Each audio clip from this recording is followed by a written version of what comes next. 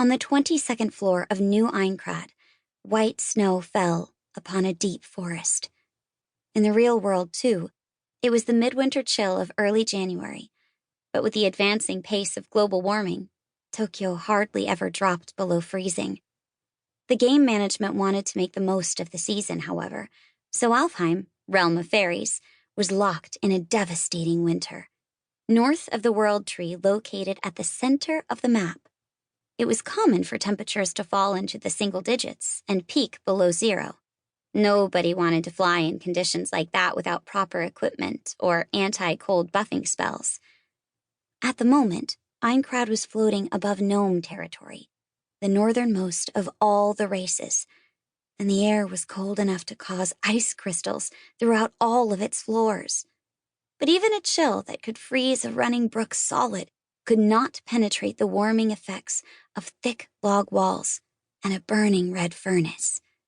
It was 8 months since May 2025, when the largest update ALfheim Online had ever seen added the massive new Einkrad map to the game.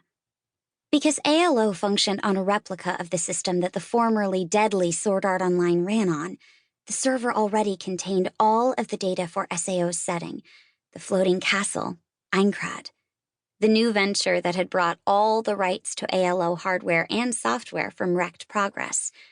Its previous administrators decided on the bold move of preserving all the old SAO character data that came along with ALO's backend and, even further, merging it into the game.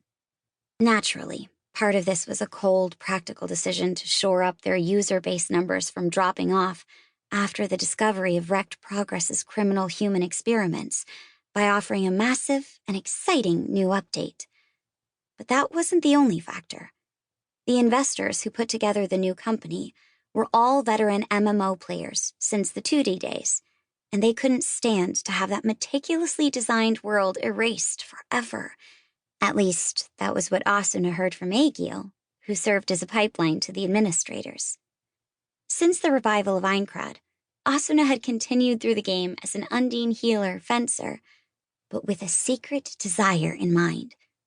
Naturally, her goal was to raise the necessary coal, or wait, it was Yurd now, and reach the 22nd floor before anyone else, so she could purchase the little log cabin hidden deep within the pine forest there. It was the very place where, long ago, she had once spent 2 wonderful, blissful, heartbreaking weeks. In last May's update, they'd only added the first 10 floors. In September, they opened 11 through 20. Then, on Christmas Eve, the night of December 24th, the labyrinth door that led to the 21st floor opened. At the moment the little fanfare played to celebrate the unlocking of the new content, Asuna was already racing up the long stairs with a party she'd put together of Kirito, Klein, Aegil, Lisbeth, Silica, and Lefa. The 22nd floor was a quiet one, almost entirely covered in forest. And there was a number of player homes that could be bought in the main village, so it was unlikely that any rivals were gunning for the same house that she was.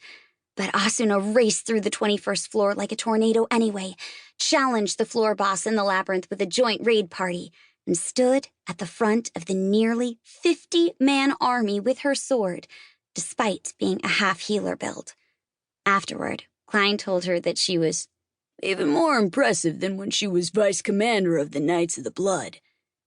When she had at last kicked aside the body of the 21st floor boss she'd finished off herself, Asuna raced to the edge of the 22nd floor where the little cabin waited, hit the OK button on the purchasing window, and collapsed in front of it, shedding tears.